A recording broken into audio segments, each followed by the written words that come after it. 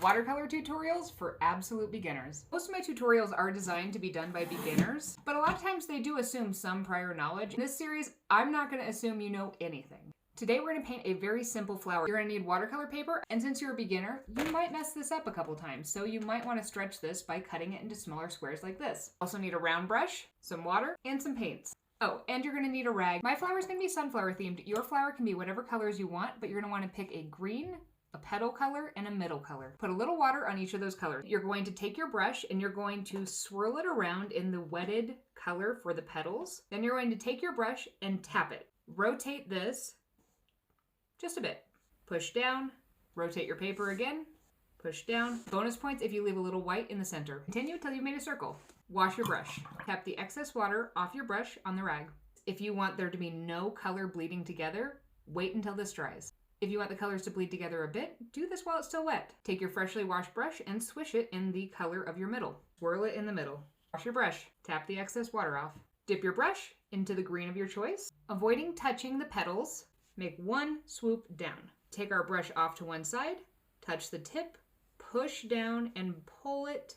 If the middle part starts to bleed too much into the petals, take your brush and really dry it off. You can very lightly tap and push towards the center to control the flow. And just like that, you've painted a super simple flower. Watercolor tutorials for absolute beginners. You're gonna need watercolor paper, water, a round brush, a rag, watercolors, 2 colors for the petals, a color for the center, and a green. Wet the colors that you plan to use. In this one, we're actually going to mix up a lighter wash. A couple drops of water in one of these little wells. I'm gonna be dipping into pink, swirling my brush around, then I'm going to mix it into that water that I put here. I have a nice light pink color versus if I were to go straight into this pan, a darker pink. Grab some of your light color that you mixed and do the same thing you did before where you're going to tap your brush on the paper. Rotate it and keep more space between these ones. Continue to rotate, tapping petals around. Wash your brush.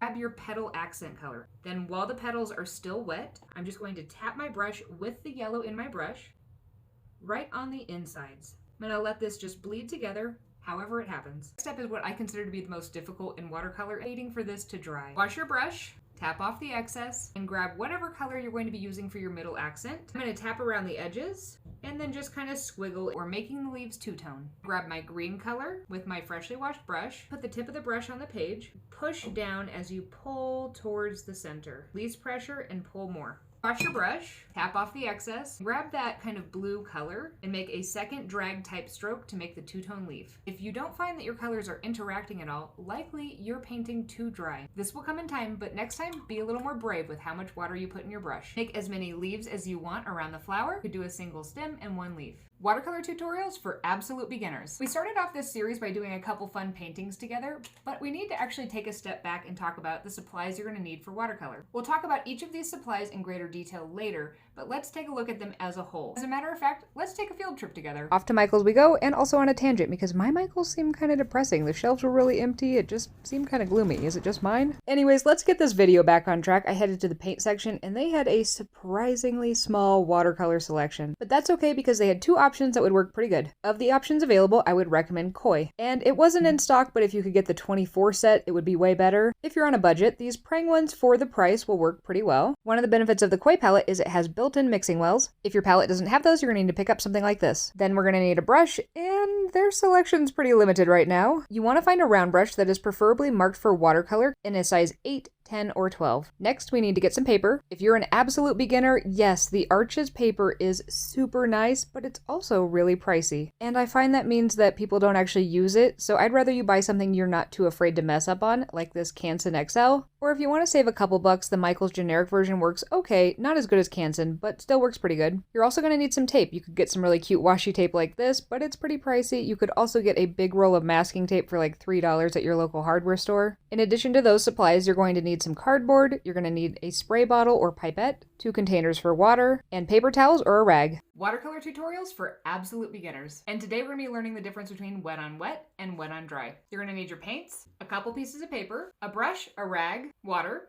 tape, and something hard like cardboard to tape it to. If you're working with watercolor, if you're using lots of water, the paper is going to buckle a bit. You could tape both of these down, but make sure you tape at least one of them down.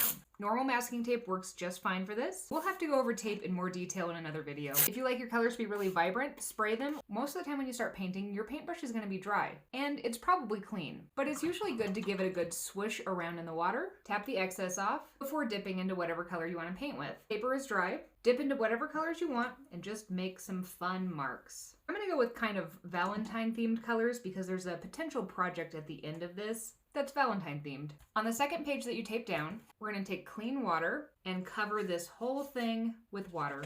This is going to be a wet on wet technique. We're wetting the paper and then putting wet paint on it. On the wet paper, I want you to use similar colors and make similar marks, because you're going to notice it's going to act different. When you're working wet on wet, you have less control. The more water you use, the more it's going to flow around. Explore these two techniques and fill up the pages. They don't need to look perfect. We're just getting to know them, and let them dry.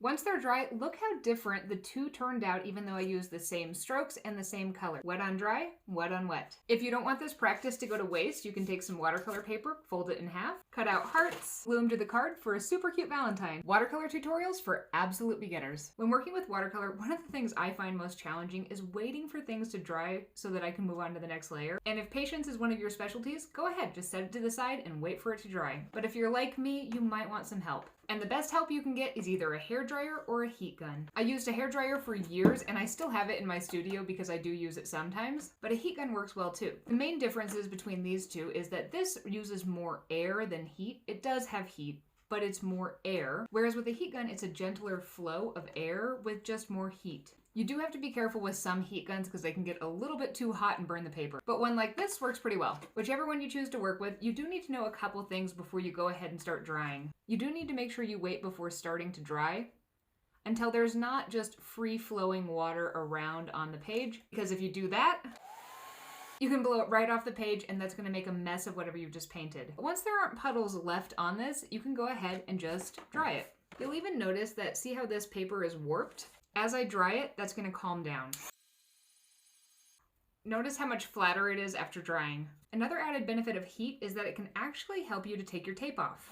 When you heat up tape, the adhesive starts to release. I am barely touching this and it's coming right off without damaging my paper.